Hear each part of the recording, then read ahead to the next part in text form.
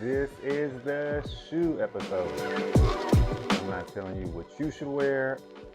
I'm not telling you what brand you should buy. I'm not telling you none of that. I'm telling you what I wear. And now that we've got that disclaimer out the way, let's get to it. I'm gonna take y'all through my shoe journey. Let's go about 1.5 years back. I'll talk to you about the shoes that I used to wear, how my taste in the way the shoe feels and fits has changed over time, and we'll just get into that. I had an episode where I talked about how I got started running. Go check that out. But what I didn't talk to you all about is the shoes that I wore. So what I started with is the Nike Air Zoom Next, a long ass name. The Nike Zoom Air Next Percent Flyknit. That's what I started with. So those were really good shoes. They had a lot of cushion, and I liked that they were Flyknit. I felt like it gave my toes more room to kind of breathe. It didn't feel so restricted. But they were really tight on my foot, and I just wore them out. After that, I went with the Nike Tempo. And I got those because they're similar to the 2% Flyknit, especially in the way that they're shaped, the way that they feel, the cushion, but they weren't Flyknit. So the net on the shoe was a little tighter and my foot felt a little more restricted. So with those, kind of not my favorite, but you know, I had to wear them to figure that out. And they got stolen. I mean, I had just bought them things and they got stolen. You know, I had left them in the gym. I was in the gym and I always bring 2 pairs of shoes, pair to run in, pair to lift in. I was lifting somewhere. I had took them out of my bag as I changed shoes. I walked out of the gym and I was like, oh crap, I forgot my shoes. By the time I realized it was too late. They were gone. I mean, it happened. You know somebody stole those that weren't a runner. Somebody just wearing them to the mall, because runners don't play about their shoes. That's foul. But then after those got stolen, I bought another pair of Tempos. That's first. With the Nike Tempo, one thing that I noticed was that it had a very narrow toe box.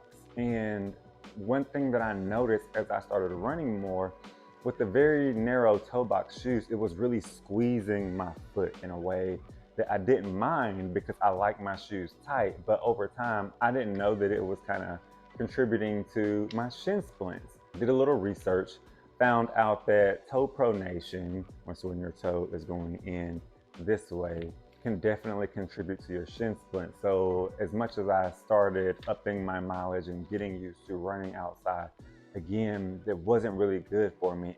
However, there is something that I've been using since this has happened, and it has definitely helped. I do not run without them, and that is my toe spreader. So what this thing does, this goes on my middle toe, and what it'll do is it will push out or keep that big toe stable. So even as I run and my shoe has that wide toe box, it makes sure that it doesn't go back in. It fits it perfectly. So I got rid of the Nike Tempos.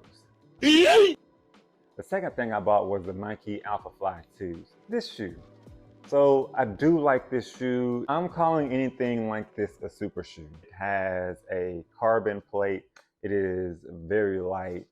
I would not recommend these for everyday running. These are in fact race shoes. They are super light. You feel like you are bouncing. I can feel the impact in these.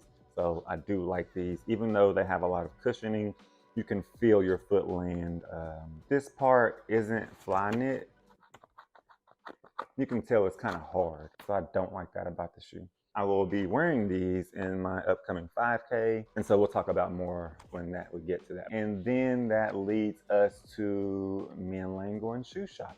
So today we're gonna try out a couple of different shoes. I saw some online, and normally I never really try out my running shoes. I know, stupidly, but I ordered them off the website.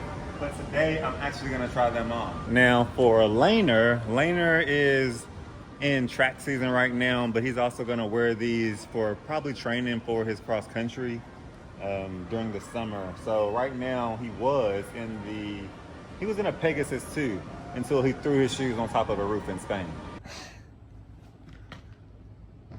You did it too. And I don't know what he's got in mind. What are you gonna try on, Bobana? Okay, off of pure looks, because that's all you go off right now. You know what I'm saying? Gotta go with my boys over here. Hope you want to be flying in these. Nike running. I don't know what kind of shoes these are. We got a lot of options. We got some options over there too. Yeah. You know, it comes down to what you run better and not what you look good.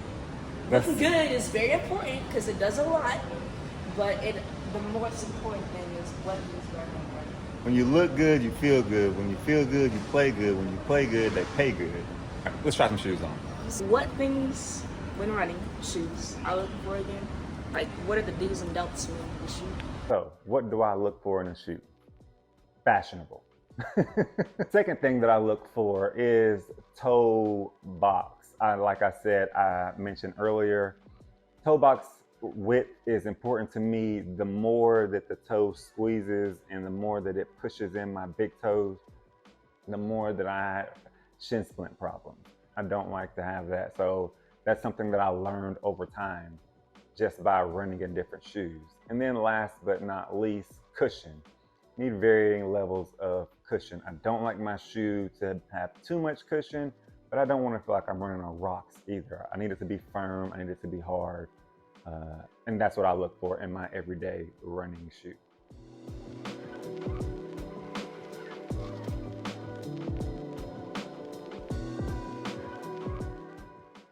So between the two of us, Lane and I, we tried on 4 different pairs of shoes, and those shoes are as follows. 1, the Nike Zoom Invincible 3. 2, the Nike Windflow 9. 3, the Nike Pegasus Next. And 4, the Nike Free 5.0. I'll tell you what I like about each one of them. The Nike Zoom Invincible 3, I saw that, I really liked the design. I thought it was cool how it had a lot of cushion right there. I thought it might be a nice shoe to run in, but immediately once I put them on, I knew they weren't for me. They had too much cushion. The other shoe I tried on was the Nike Windflow 9, and I almost got this one. I really went back and forth between whether I wanted the Nike Windflow 9 or whether I wanted the next shoe that I tried on. So far, those are in the lead. They have a good cushion. I like that the toe box is wide. My feet feel good in there. I like the nylon, so it feels really soft, feels really light. And the last shoe that I tried on was the Nike Pegasus Turbo Next. Look-wise, these are probably my favorite. I don't like white shoes. And I do like Pegasus, and these are pretty light, so. Coming from the Nike Pegasus 39, going into the Nike Turbo Next just felt like it was a natural transition in shoe. So what I liked about it is I could feel the impact. It felt very similar to my Nike Pegasus 39, and I went back and forth between those. Barely did the Pegasus Turbo Next beat out the Windflow 9. It came down to 2 things, cushion and style. You can see I've already dirtied them up. I've already put a good amount of miles on these. Overall, I'm happy with the decision that I made. Once again, thank you all for coming to the channel. It means a lot to us. If you need to hit us up, you can for all of your personal training and nutrition needs at www.lanewellnessco.com. Don't forget to follow me on Instagram at Switching for Lanes, and we will see you all next time.